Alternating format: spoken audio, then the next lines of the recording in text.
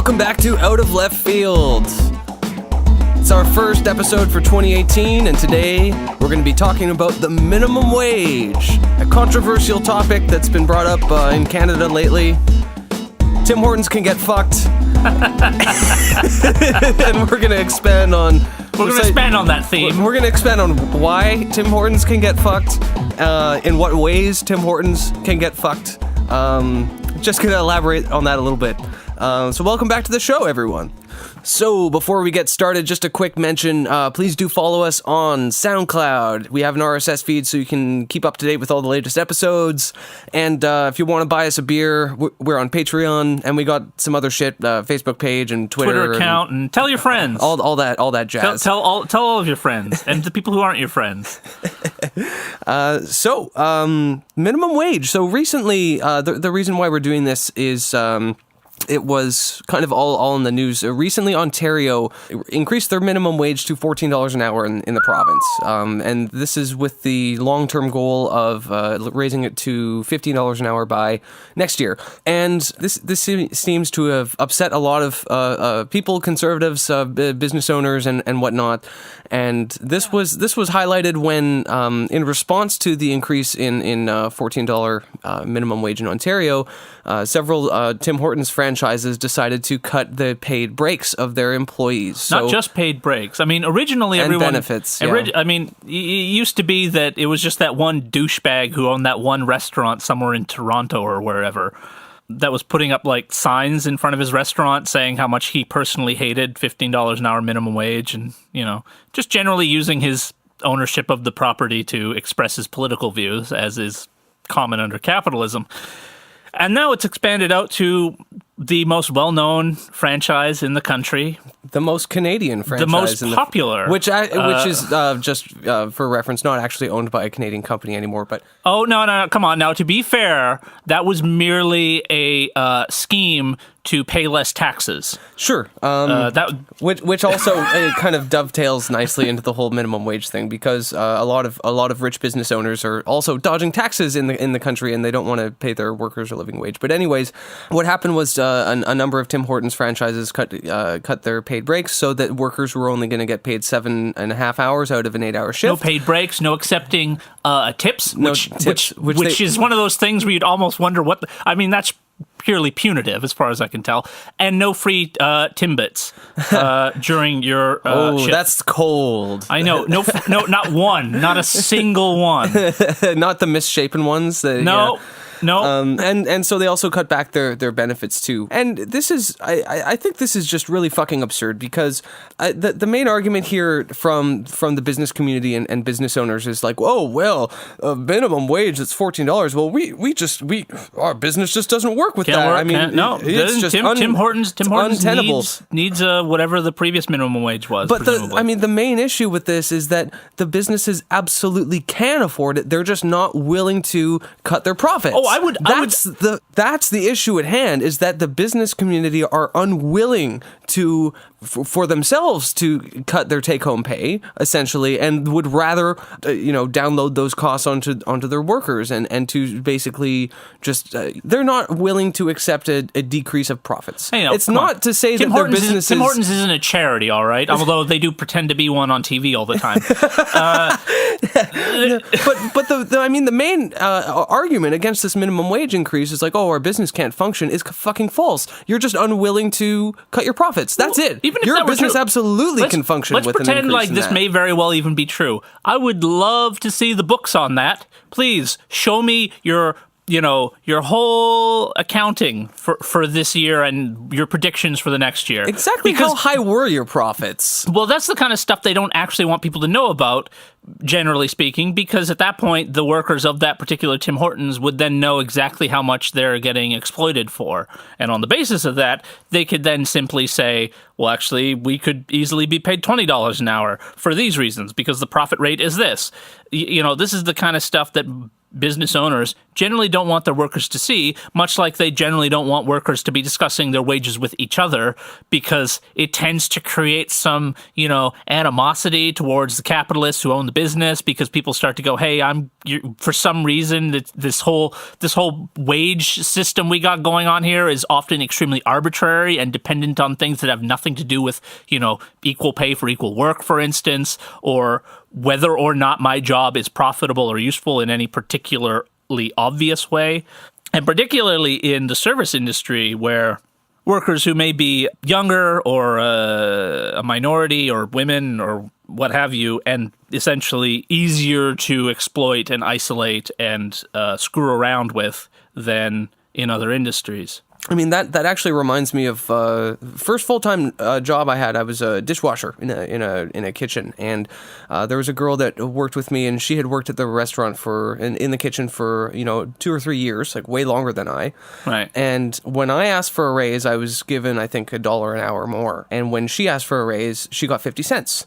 Even though she was way better at the job than I was and way more experienced, and the restaurant owner just knew that she would accept that, Yeah. and like he could just give blatantly unfair increases, Well, sure. The people, the managers, the owners of these businesses are well aware that these unfair, sexist, or bigoted standards exist. And so they use them for the purpose of profiting themselves. Yeah. And in some cases, even just openly promote them in the workplace or just in general. I think the most important thing to underscore here is that, in the final analysis, while you adjust for inflation, the minimum wage in this country has not been raised in 40 fucking years. People are making, in real terms, the same amount of money that they were back then.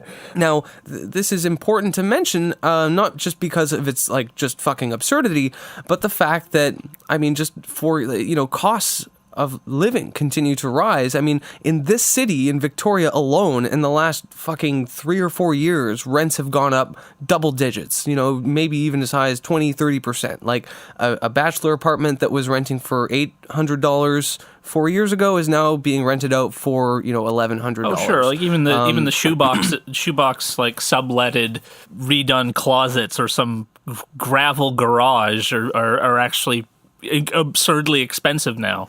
Yeah, I wouldn't. There is no cheap housing in this city. No, there's barely. Not other than the minuscule amount of public housing. Yeah. That's available. Yeah. Like if you were to just go to the general sort of private market to look for housing, there's no cheap place to live. It's all expensive because they all know that there's a housing shortage and everyone's looking for housing, and it's easy to just say, we're going to just charge what everyone else is charging, even if it's a crap hole. Sure. Well, landlords will charge whatever people are willing to pay. Yeah. Capitalists will charge whatever people are willing to pay for their products. And same goes for housing, right? And coming back to wages, these same sort of people are looking at this and going, well, what can we get away with paying people for? Which, in theory, is what the minimum wage is supposed to be, like a final, last stand bulwark against. We all know that if there was no minimum wage, unlike what libertarians suggest, the average business would simply pay people a hell of a lot less. That's just what happens. Yeah. They'll be like, well, I'll just pay you $5 an hour. Yes, and then, pure market forces would reign, and it would immiserate people even further. Sure, and they would probably just, if they're able to find workers that are willing to work for that low wage, then they'll just hire them. That's what the fucking temporary foreign worker program is for. But even beyond that, in this city, we've got a problem wherein wages are so low that people can't afford to live in Victoria, and as a consequence, there are help wanted ads all over the place for jobs no one can afford to work at because they can't afford to live in the city or near enough to the city for it to be at all reasonable to have that as your job, particularly if it's any of the places downtown where, there's no parking unless you want to pay out your nose for it, and that's still going to be like 2-3 hours of like traffic every day to get to and from work. Yeah. When you could just get another job out of town and in like the suburbs somewhere. Yeah, and I think that the minimum wage, from I hate to sound all moralistic and whatever, but really a minimum wage should be a living wage. It should be Sure. Nobody. The principle that I would suggest is that nobody working full time should be poor, period. End of fucking story. If you're working 40 hours a week, if you got a full-time job, there is no reason be below the poverty line. It doesn't matter what job it is. It doesn't matter if you're a bartender or a service attendant or a parking attendant, security guard, whatever. Like if you got 40 hours a week in, like that should pay for your housing. That should pay enough to feed you, to have a healthy lifestyle, to have some time off with your family. The minimum sort of idea of what a human life is supposed to be. Right? Yeah, and I think that the whole debate about the minimum wage, whether or not it should be raised or not, and so on, is really important in this day and age, because we've seen a massive shift in employment in Canada from, full-time to part-time. More people are working. I grabbed some statistics just before you got here. In 1997, 5% of workers in Canada were making minimum wage. And today, that's 6.7%. So in the last 20 years, we've seen, almost a 2% increase there. And this, the minimum wage impacts young workers disproportionately too. So in 2003, 30% of young people were making, those aged 15 to 19 years old, were 30% in 2003 were making minimum wage. And in 2010, that number jumped to 45%. And now, I reckon 8 years down the road, that trend has probably continued. Probably. And also, I think in 2016, not to beat you all over the head with statistics, but there was a big shift in the number of part-time jobs versus full-time jobs that were created in this country. So in Canada, I think that the overwhelming majority of new jobs that were created were part-time, many of them in the service sector, many of them minimum wage, and the increases in gainful full-time employment were statistically insignificant. And so the minimum wages across the country and from province to province to province has a really big impact on people's lives and young people and even older people that are working minimum wage. It affects a lot of people's lives, and I personally think that the minimum wage and how much you pay people, what you consider to be the baseline, the bottom, what we're willing to pay people, is almost like a litmus test for how much we actually value human beings in this society. Like, are we willing to allow people to live in poverty? If so, why? And what would it take to change that? Well, a lot of capitalism is on the one hand, treats this all as a simple, equation, a calculation of profit versus expense, all that sort of stuff. And then on the other hand, when criticisms like this are put forward of, you're not valuing people's time enough, then suddenly it becomes just this hazy question of like, well, that's not really valuing people's time. That's simply paying them for a job, and the job is worth only so much. When realistically, you are buying people's time. You're paying them by the hour, either to stand around and do nothing, or whatever other aspects of their job might be. But the point being, you're paying them regardless of what they specifically do, because at the end of the day, that's what's being bought. You're buying time, you're buying people's time, you're buying, human labor, that kind of crap. And if we value people beyond, impoverishing them, then yeah, you would theoretically, at least on a purely moral standard, say that everyone should be paid a wage that is above the poverty line, period. If people's lives matter like that, if we actually do believe that, then it should be expressed through our economy in such a way that people are paid that much. But obviously it's not, because obviously capitalism doesn't actually value people all that much and isn't really all that interested in whether people are poor or not. And that's kind of dovetails nicely into one of the supreme ironies of this whole situation, is that capitalists, in order for them to sell their products and their services to the public, you need people that have disposable income.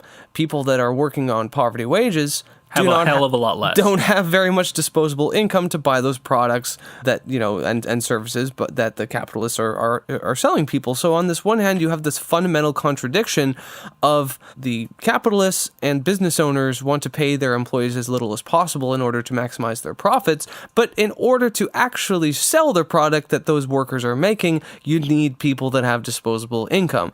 So the ideal situation for an individual business owner would be that the workers at every other company in the city that they reside in are paid well. You have the one non-unionized place in a unionized city, right? Yeah. Like where everybody's getting paid really, really well, and you're the one jackass who's paying out the cheap, shitty wages. Yeah, that's the perfect position Sure, and every business owner every to be business, in, right? Yeah, everyone talks about it like that. Every interview with every single economist, I think, ultimately resolves itself in this kind of contradiction, wherein they're like, well, yeah, of course, what does our economy need? It needs more people spending money because that keeps the economy going.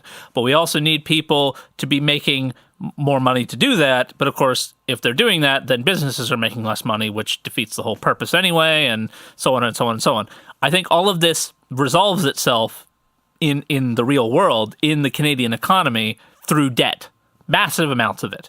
Stupid amounts of debt that we're all sort of building up on ourselves here. We have like one of the highest rates of personal debt in the Western world. Yeah, and this is both a problem and the seeming solution to the previous problem of low wages. How do you resolve low wages?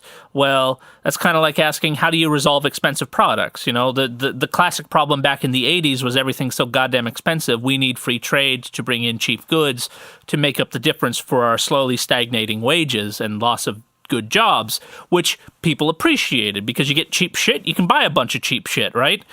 Because you still have an okay job, but that then undermines the whole basis of how the economy is supposed to function. And then today we have sort of a similar kind of quote-unquote solution to this problem of low wages, which is just borrow money one way or another, whether it's student debt or mortgaging or just straight-up loans or credit cards, that kind of stuff. Whatever it is, it doesn't really matter. The point is just spend money you don't have to keep the economy turning over as quickly as you can manage. And the debt isn't ever going to be resolved through this process. We're never going to, much like trickle-down economics, debt spending never actually inflates the economy bigger than the debt actually is itself. It just pushes this problem off to the future. Yeah, it just kicks the can down the road. And particularly for our economy, which is increasingly dysfunctional and in which the only seemingly effective or, clearly profitable aspects of the economy are things that, conventionally we just call a bubble, like the housing market, or like aggressively counterintuitive, like the housing market, through rent. Wherein, yes, if you own property, you can make a lot of money off of renting it, but that's just clawing back money from other people that are also basically running up debts themselves. So there's not really much of a solution in any of this as far as capitalism is itself concerned. The best way I've ever seen it put was when I can't remember when it was, but it was several years ago, well before the massive amounts of debt we have now, back in the good old days when the debt was only unmanageable as opposed to unimaginable. It was an economist on the CBC basically being interviewed about this debt crisis and what can be done about it. And the economy, as per usual, is kind of stagnating and not doing so great. And the question basically put was, what should we do? And his answer was, if we want, the economist basically said, if we want to deal with the debt load, people have to save more, right? You spend less in order to pay off the debt you owe. Classic problem everyone's dealt with at some point in their lives. You want to pay off your credit card, you got to just spend less than you're making to put money into the credit card. Simple enough. And then he also sort of had as a caveat of that. But of course, if we also have to spend more in order to increase the strength and vitality of the economy. And the interview kind of just went around in circles for quite a while of, well, workers need to make more money in order to do these things, but businesses also have to pay workers less in order to be more profitable so that they can invest in the economy more effectively. And eventually, as sort of, I would say, per usual when it comes to, capitalist economists, it kind of just resolved itself out into another just contradiction of, well, people need to spend more and people need to spend less, people need to make more money and people need to make less money. That's it. That's the solution, which is basically, as far as I'm concerned, identical to saying there is no actual solution within capitalism. I mean, the problem we're facing is not unique to Canada, and the problem with the minimum wage is not at all unique to Canada. In fact, the Fight for 15 campaign is a cross-border one. And what we're experiencing here as far as debt load and sort of an economy that's so heavily based in the service sector, which is also being automated and also is putting people out of work, but also rehiring people on temporary basis, and is increasingly unprofitable from the standpoint of the overall economy, in the sense that there are the most profitable areas to invest your money these days is just sinking it into the housing market and not actually developing any productive layers of the economy, just investing it into basically rental stuff. Or condos and real estate. Well, sure, or just that kind of shit. Or even just holding on to it, just putting it into an offshore bank account somewhere and just waiting for a sunny day to invest in, which just, since 2008 hasn't really arrived in a big way yet. And that's I think the situation we're in right now. All of this being kind of the context of the fight for 15, I guess. Absolutely, and I think it's worth mentioning that by noon on January 2nd, I thought this was a really interesting juxtaposition, because the minimum wage increase in Ontario went up to $14 an hour on the New Year's Day, and then there was contrasting stories of all this controversy about the minimum wage and that sort of stuff, and then there was also headlines aired on the same day that said that by noon on January 2nd, the top CEOs in Canada will have already made $50,000. That they're making, an entire average Canadian salary in 2 fucking days. And, and so it was just a really interesting comparison where the same class of people, and I'm not saying your average Tim Hortons franchise owner is making $50,000 in 2 days, but the same, capitalist class that's complaining about a slight increase in the, or a modest, in the case of Ontario, increase in the minimum wage, are also pocketing, 6-figure salaries, as a general rule. I think one of the main arguments that I've seen against the whole minimum wage thing is the whole the poor small business owner. The guy who's just, owns, in some cases, just one franchise, or he owns a carpet cleaning company or a hardware store or some other business of some kind or another. And he says to himself, my margins are so low, $15 an hour. He's the guy who probably could legitimately say my business will go under if I pay people a wage that puts them over the poverty line, right? It's funny you phrase it that way, because when I hear that, it's like, okay, so your business model relies on poverty? Yeah, then? it's one way or the other, right? I mean, with these guys who say that $15 an hour would kill such and such a business, right? One of two things is true. Either it is true that they are lying about that in fact they could in fact afford it, and are just saying they can't in order to make more money, which is probably a bunch of them, right? Even the majority. I certainly think of the larger corporations that are like Tim Hortons, for instance. I'd say in general, it is probably a lie that they can't afford $15 an hour. But for small guys, like we're talking about, that may very well be true. But then the other truth is that their business model relies on poverty, in which case they have a material interest in defending the existence of poverty. Yeah, and may I just say that if your business model relies on poverty and paying people a minimum wage would put your business under, then your business is shitty! Then your business model is fucking broken and inhumane and deserves to be discarded into the fucking trash bin of history! Yeah, It sucks! I want to see that fucking chapter in the business administration class at a university. The chapter that says, how your business can benefit from poverty. How a business model can be structured around, poverty, and reinforcing it in a million different little ways, and how you can make a lot of money off of that, potentially, or even just a little bit, How you, as a small business owner, can use human misery to your advantage. Yeah, that's the kind of stuff they don't teach you in school, but you learn on that. That is a real world experience versus the theoretical world where business is just beneficial to everyone. Yeah, just while I have my list of facts up here, there are actually 2 Canadians that make as much money as the bottom earning 11 million Canadians. That's David Thompson from Reuters and Galen Weston Sr., of Loblaws. Loblaws being one of the companies that has shut down a bunch of their stores in response to the minimum wage increase here. So it's not just Ontario. Alberta is also working towards a minimum wage increase to $15 an hour, as is here in British Columbia. Now, come on. To be fair, BC NDP has, let's say, put on a distant, back burner. The so far away from the front burners that there's no pilot light for it even. It's there, but not really there. Originally, the promise was to increase the minimum wage to $15 an hour by 2021, which is the last year of assuming that they get a full 4 years with the support of the Greens, then that would be at the very end of their reign in BC. Yeah. And then they kind of backtracked on that and said, backtracked is a bit hey, now they just said they wouldn't do it at 2021. Maybe they'll do that ahead of time. We don't know. When has a government ever gone ahead of schedule? Do you work for the BC NDP's press now? I mean, come on. Well, it doesn't mean it's not going to be. It could be tomorrow. They could just put forward a bill tomorrow to make it $15 an hour. Now they're not constrained. It could be even sooner. Who knows? Come on.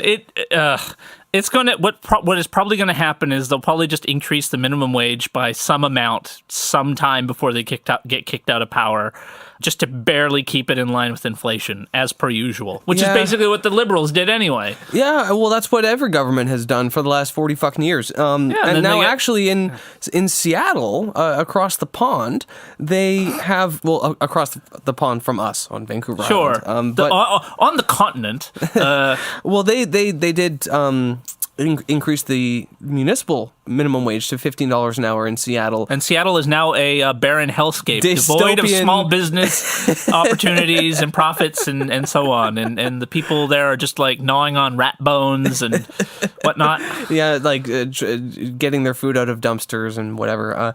Actually, there has been no statistically significant bad things that have happened in Seattle due to the minimum wage It's weird, increase. isn't it? That all the bad things that are happening are punitive bullshit from capitalists punishing workers for the decisions of governments. Yeah, well, Weird how this is how it actually comes about, eh? Well, actually, in the final analysis, if we're talking about the Tim Horton employees in Ontario, after you took into consideration the increase in minimum wage to $14 an hour, and also took into consideration the lack of paid breaks and the decrease in benefits, they are actually got a decrease in a take-home pay. Well, that's a good point. Maybe these fuckers should actually endorse further wage increases in order to justify clawing back whatever meager benefits these employees have, just to make up the difference. And there has been, as a backlash towards the petty bullshit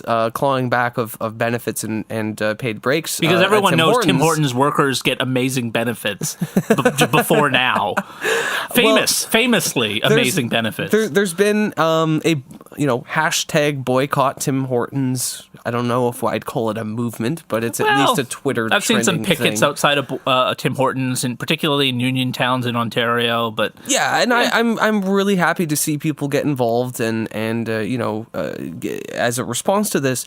I personally don't support boycotts, because if we did actually have a large-scale boycott of Tim Hortons that was actually effective, that would very negatively impact these very same workers that we're claiming to defend, because they would just get their hours cut. Okay, fine. So when it's 5 or 6 in the morning and I need a fucking cup of coffee, I guess I'm going to be like, I'm not going to go to Tim Hortons. I'm going to do the right thing and just buy my coffee from McDonald's instead. That's literally going to be the choice, right? If I'm not going to Tim Hortons, I'm going to some other place that's open and basically serves shitty fast food. Whose workers are also making minimum wage. Yeah. But I mean, the point that I'm trying to make here is that I don't think we should support boycotts. I think we should support unionization drives at Tim Hortons. Those workers need to be organized, and if their petty bourgeois bosses are going to be so fucking vindictive and shitheaded, then you need an organized working class to balance that power. I do hope that the unions that are organizing a lot of these pickets and boycotts and protests are seriously trying to do that right now, laying the groundwork for a serious unionization campaign. Given how anemic the labor movement is sometimes, I'm suspicious of this, but maybe this has given them a kick in the ass or even kind of a twinkle in the eye of like, oh, the opportunity is here to easily gain a kind of a lot of support for a unionization drive. Perhaps. We'll see where this goes. Sure. I mean, I would be really happy about that, but polls have consistently shown in Ontario that the minimum wage increase is popular. Whoa, what a weird majority of... Yeah, there's like a time 11 million people say it's a really good thing, and 2 guys somewhere say it's not. So I mean, half and half, right? That's still, when it comes to capitalism, that's 50%. Those are equally weighted. Yeah. I also personally think that companies I support a hashtag unionize Tim Hortons, but moreover, I also support a hashtag fucking nationalize Tim Hortons. I also support a unionize period and hashtag I don't care. Organize, done, fine, exclamation done. mark. I did my job. I've worked hard. I send out an emoji. And I'm in 3 emojis or less. Tell us how you feel about the minimum wage increase. But I do think that companies that run afoul of laws and regulations and minimum wages, fucking nationalize them. You don't want to follow the law? You don't want to pay your employees a living wage? Fine. Sure. Okay. First of all, fuck you. Secondly, this isn't your company anymore. This is owned by the Canadian people now. That would be my course of action that I would choose. Particularly when it comes to Tim Hortons, particularly when it comes to something that is already at least culturally nationalized, as it were. Yeah. I don't see any particular problem with that. The issue of nationalization is sort of a complicated one, purely on the basis that I think it should involve the workers actually at those workplaces, and that's ultimately, I think, a strong way to nationalize something under workers' control, all that kind of stuff. But sure, at the very least, fucking threaten them with something. Like, you could be like, okay, well, we won't nationalize you, but you got to do what the law says. Or, personally, my view of it is to say, if we find out you're using offshore bank accounts, we will fucking start nationalizing your company. That would be great. And we'll trade it off. How about that? Every dollar you send out to some fucking sketchy, island in the Caribbean somewhere is a dollar of your company the government now owns. That would be lovely. Done. You want to fucking play this game? Done. We'll just do it that way. There was actually a business person in Vancouver that was found guilty of, like, I don't know how much. It was like... These fuckers can build houses out of $100 bills. It's no, but stupid. there was a guy in Vancouver. I think it was like millions of dollars worth of wage theft that he was accused of. That he had screwed his workers out of, like, just shitloads of money, and he was basically he was found guilty. Fine. He got like a $5,000 fine. Yeah. Or like, I don't know what the exact number was, but it was effectively just it wasn't even a slap on the wrist. It was just a fuck you to all the people who got their money stolen, basically. Yeah, exactly. So even when people are found guilty of running afoul of these laws, there's no actual fucking punishment. Well, that's why I'm always kind of ambivalent to the counter argument to nationalization, that it's like it's an abrogation, or like it ignores the proper, just, legal foundation of property rights. And I'm like, these fuckers have already broken the law 100 times over in order to just keep their stupid, like, impossible to spend piles of money. The kind of money where they're basically just gutting the insides of the Canadian economy just to, like, fucking add another comma onto their bank account. And we all act like, oh, well, hey, they deserve it because they were clever enough to hire, a lawyer that knew how to get around the tax laws. Yeah, I think there was, in the last count, as far as I know, there was something like $600 billion in Canadian money, possessed mostly by business owners, that was just sitting there gathering dust in bank accounts, and because they don't want to invest it anywhere, because the economy is so What are you going to invest in? Shite. What the fuck are you going to invest in? Well, precisely, right? It's just absurd. It's fucking absurd. You have, like, all these massive profits, and yet the people are they don't want to spend it, but they certainly don't want to spend it on their workers. Well, they're not clever enough to come up with a way to spend even a portion of that money, but they are clever enough to come up with ways to, like, nickel and dime their workers out of like bathroom breaks and Timbits and shit like that. Yeah. One argument that I've seen against the increase in the minimum wage is like, well, why do we want to hurt these small business people that are already sort of at the margins of capitalism as it is? They're already struggling to pay their rents and make a profit that they find to be sufficient enough and so on.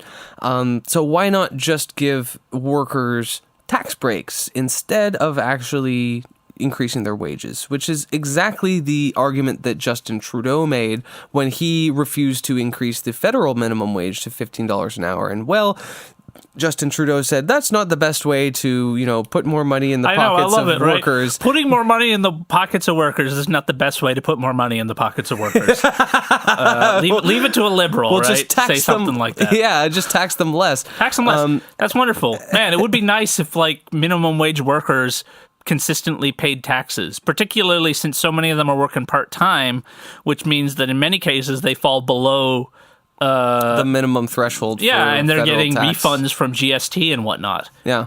Yeah, so there's not really, you could give them a bigger GST rebate, but at that point, you might as well just fucking give them a raise.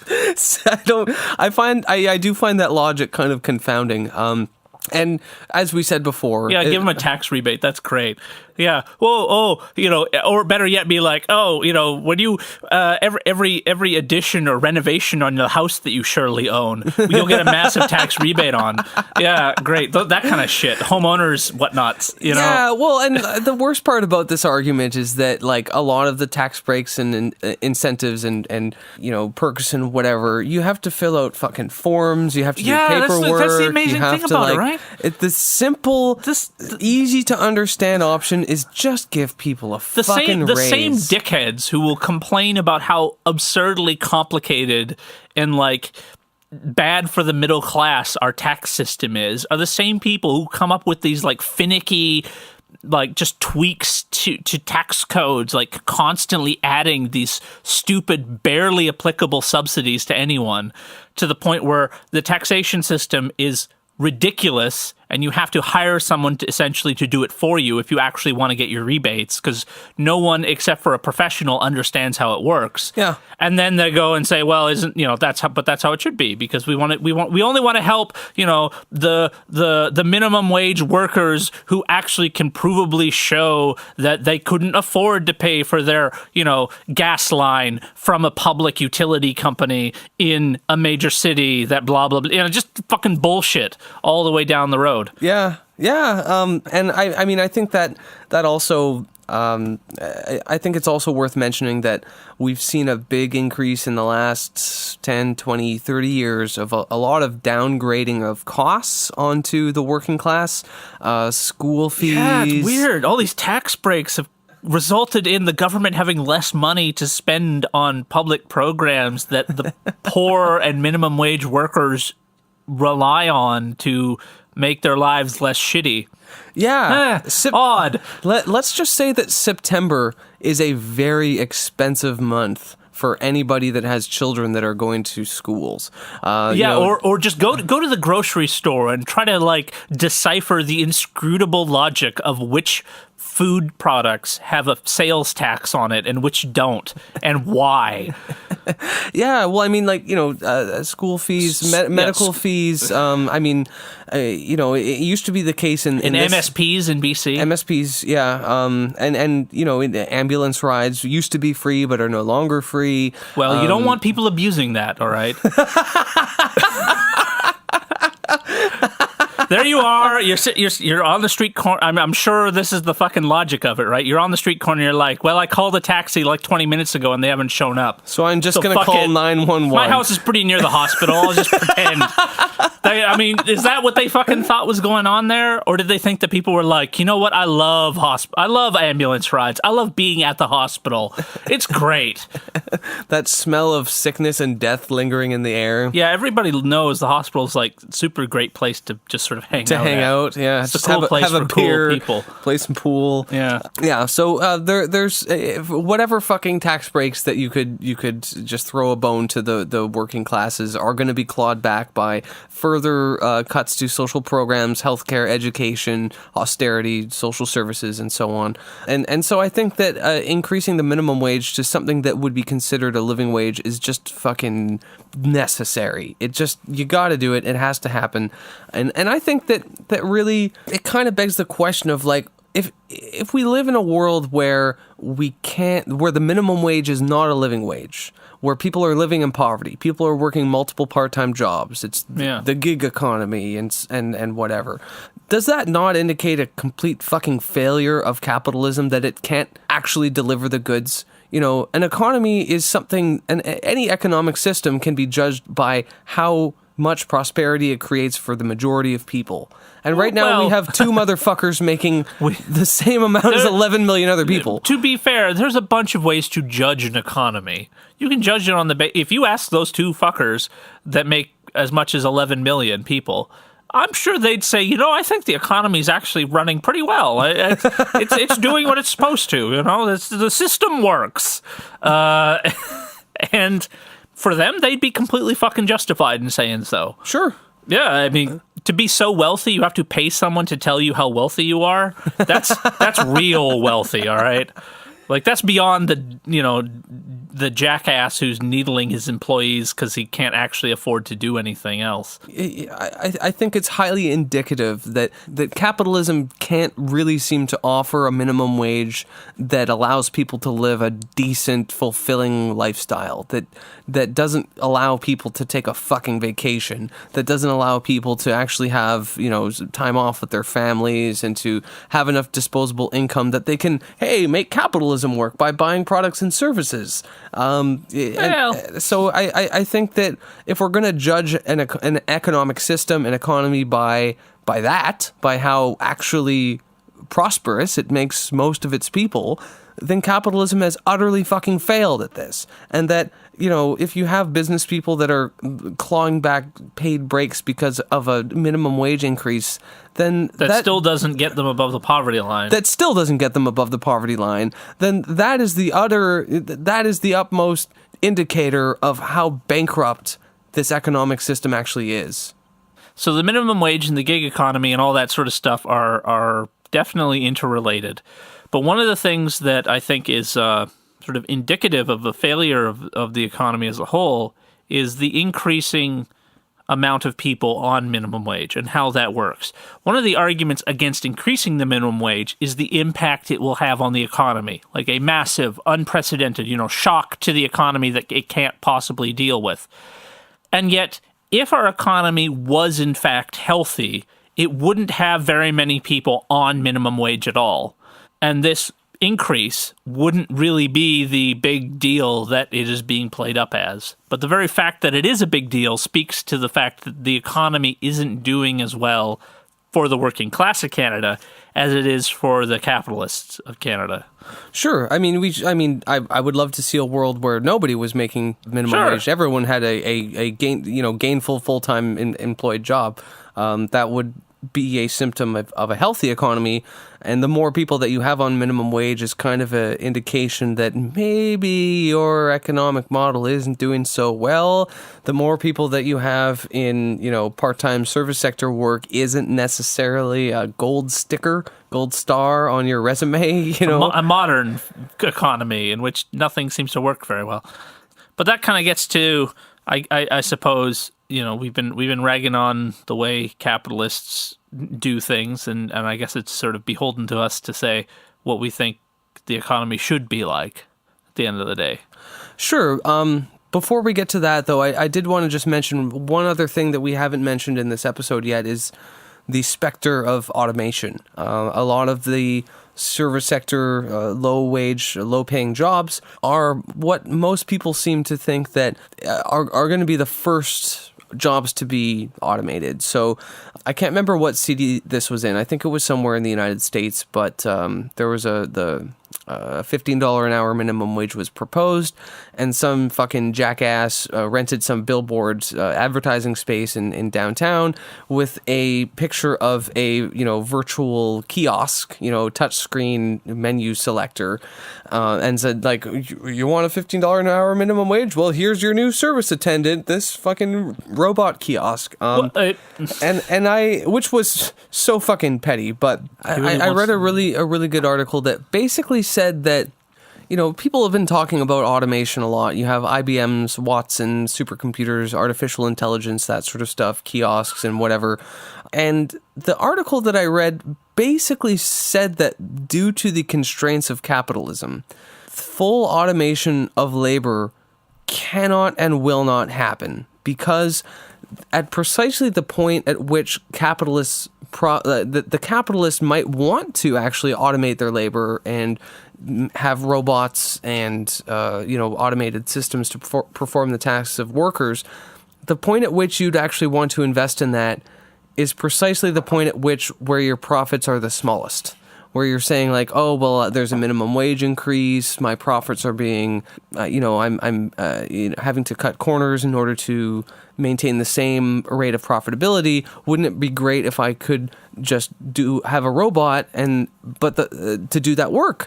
But the problem, of course, is that robots, AI, machines that do humans' labor are actually very expensive. Yeah, they're surprising and it's expensive to maintain too. And so there's this contradiction where if you want to automate your workforce, you need to have a whole shitload of capital sitting there to invest in order to do that. And for it to actually be more profitable at the end of the day. Precisely. And so there's that contradiction is that like the point at which you'd actually consider automating is like the least likely point at which you could actually do it. What a wonderful world we live in, where the basic Marxist criticism of capitalism, we're at the point where that is just what like economists and analysts are drawing from the system. Like, well, it looks like capitalism is hitting the ceiling wherein it won't invest in increasing labor productivity anymore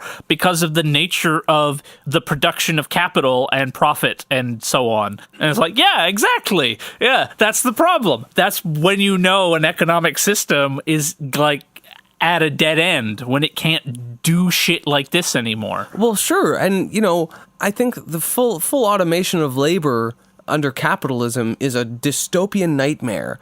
Fortunately, that's not going to happen because of what I just mentioned. Yeah, it's cheap. Well, it's one dystopia that's the one we're living in versus the dystopia we imagine would happen.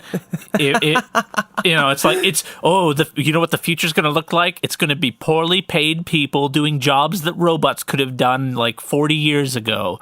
Woo! What a horrible, dark world to imagine. There's another interesting thing to mention about this is that at supermarkets we've had these like self-checkout kiosks for like about 10 years now. Like they've been around for a while and they still haven't replaced cashiers at the supermarket because people just don't really like them. Well, they're glitchy pieces of shit that suck.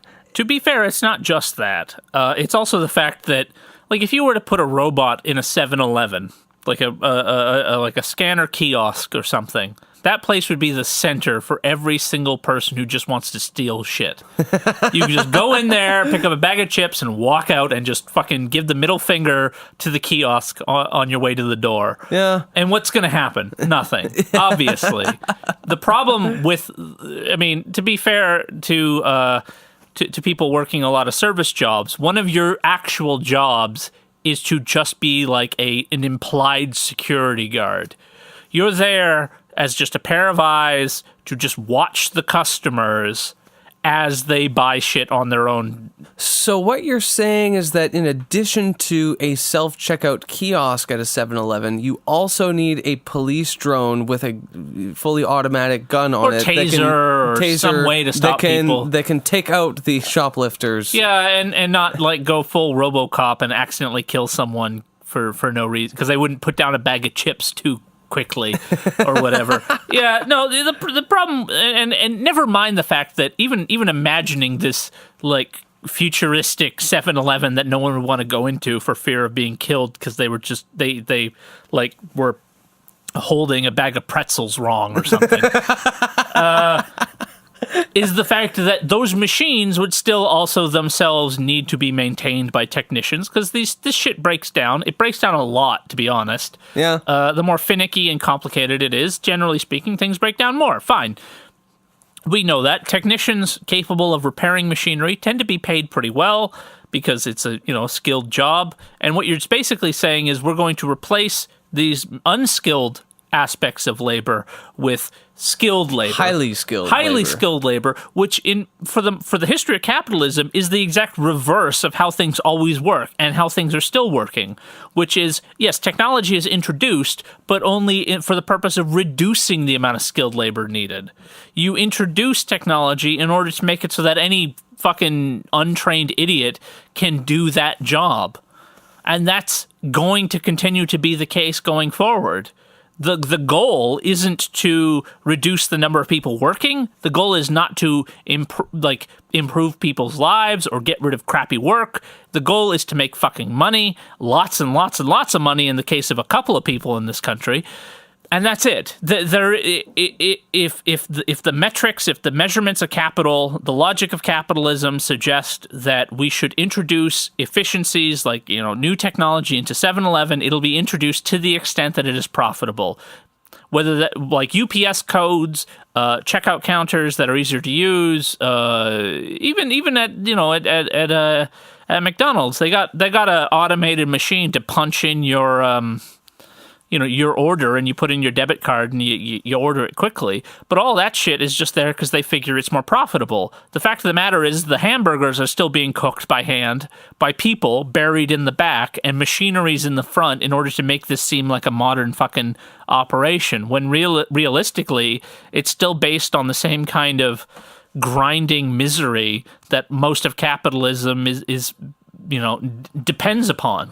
Yeah, and can I just say that if we were talking about a socialist economy that was democratically planned and owned by the working class, that technological innovations and automation would work to the benefit of society, that if we had something that would reduce the amount of working hours per day, per employee, we wouldn't just have people's shifts getting cut and hours getting cut and benefits getting cut and so on, but we would just have a reduction of the average amount of work of working time per week, and people would have more time to spend with their families and to do interesting or just anything, right? Anything other than flipping hamburgers and putting objects into plastic or paper bags. Like that's those kinds of jobs are. Let me put it this way: there are people who love the act of selling. Finding the perfect product for a customer, whether it's a pair of shoes or a couch or a pillow, there are people who love that. People who that is something they actually enjoy. Finding the right thing for someone. And that's, for them, I'd say that's the kind of job that probably won't ever be automated to some extent. The actual service part of the service sector, where you're helping make people's lives more enjoyable, where you're doing something you enjoy personally, and by doing that, helping other people and ultimately being a productive part of the economy. Similarly, there's plenty of people who love cooking, plenty of people who love coming up with that sort of stuff, right? Yeah. And that's great.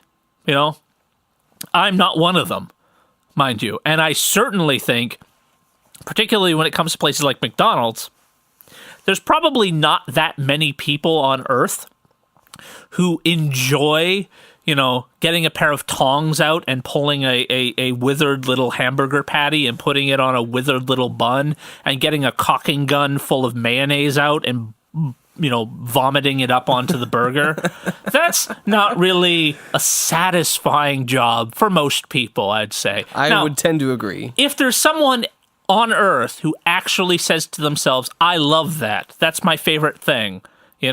This is a job I enjoy and find a satisfaction in that I can't explain or even just, it doesn't matter. Who cares?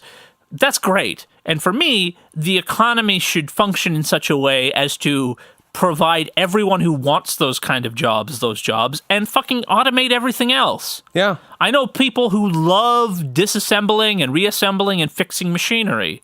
There's a hell of a lot more of them than there are people who love squirting caulking fluid onto hamburgers. And I'd say, great, fucking automate the shit and give those, machinery-related jobs to people who actually like that kind of crap.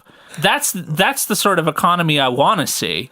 Yeah, and I also think it's worth mentioning that since the 1970s, the productivity of workers on average in North America, in the Western world, in Canada certainly, has gone up a lot. Productivity is soaring, but not fucking once has that actually resulted in a reduction of working hours per week for employees and working class people. That it doesn't seem to matter how productive we are, how much money we make for our employers, how much, wealth that we create through our working power, our labor hours. That has never actually benefited the working class in terms of the hours worked per week, how much spare time we have. And certainly as far as the minimum wage is concerned, it hasn't resulted in an increase in purchasing power for people that are working in those jobs. Well, right? in my lifetime, yeah. Yeah, and so it seems that for all of the effort and the blood and sweat and tears that the working class puts into the economy, it never actually seems to benefit us in a real material way. That the harder we work, the more work we get. And we don't seem to have anything to show for that. It's like the introduction of computers just increased the amount of paperwork, and that's that actually did happen, right? Like it's the same kind of logic where you think that automation will lead to less work, but it doesn't. It may very well lead to more unemployment, but it doesn't lead to less work. Yeah. People just are fucking working more, and the economy just becomes more disjointed so that you have a larger pool of people who can't get a job and more people working their fucking asses off 80 hours a week. It doesn't actually lead to the sort of social benefit that theoretically on average we should be experiencing. Well, and that begs the question, like what you touched on a few minutes ago, about what is an economy for? What are we even doing this for? Like, shouldn't an economy benefit the people working in it and creating that wealth? Should automation not benefit the working class to provide a reduction in working hours per week so that we can spend more time with our families, to spend more time doing political activities or whatever? It seems that at every step of the way, every increase in automation, every change to the economy doesn't actually seem to benefit the working class, who are the people that are actually creating wealth in society. And so we do seem to have this disjointed economy where on one hand we have people working their asses off and also have people that are heavily indebted due to credit card debt or student loans or whatever, and they're unable to pay that off, and they're not able to find gainful employment. At what point do we ask ourselves, what the fuck are we doing this for? Can't we find a better way? Isn't there a better way of doing things other than this shitty capitalist system that seems to do nothing but create more work and human misery at every step of the way? And I think when it comes to this kind of issue, the fight for a higher minimum wage is just like the best sort of praxis, to use a fancy ass word, in exposing this problem. Because we can talk about poverty wages, we can talk about the poverty line, we can talk about metrics, we can talk about indices, we can talk about percentages of people working this, that, and the other, the gig economy, the whole damn thing. And yeah, the trends are in the opposite direction you'd expect, given how profitable the economy is on the whole. But when we fight for a higher minimum wage, we are doing exactly that. We are, what you were saying, we are fighting for more for the working class, more for people who actually produce the wealth of society, and theoretically at least, providing ourselves with a wage that provides a foundation on which we can interact politically with the economy. And I think this is why, maybe consciously or unconsciously or not, I have no idea, and it really doesn't matter.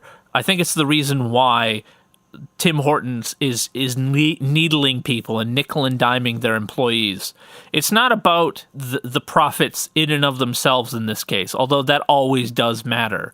But when they're going after people for Timbits, you know there's something a little bit more than just pure economics going on. And I think in this case, it's a political attack, and it is a threat. It is it is trying to threaten people into giving up on the very idea that they could have free time to consider the character and possibilities that our economy could be instead of the way it is now. And, you know, this is the kind of shit I would say when it comes to, like, talking about politics. I've had more meaningful political conversations in break rooms than I've ever had at universities. And the fact that they are trying to take away paid breaks is an attack directly on those workers' ability to express themselves politically amongst themselves. Well, sure, and they know now that, you know, with all the negative media attention that they've been getting, that's going to bring that question to the break room. That's going to bring that question to dinner tables. They can't avoid it ultimately. You know, the harder they hit people for petty bullshit, the more those same people will be questioning both the motives of their employers and the character of the whole capitalist system. And I think that's a good thing on the whole. You know, I'm not an accelerationist. I don't think that this is good that they are attacking workers, but I do think that an unintended consequence of Tim Hortons and Tim Hortons management going after their employees is that it will put into relief the nature of capitalism.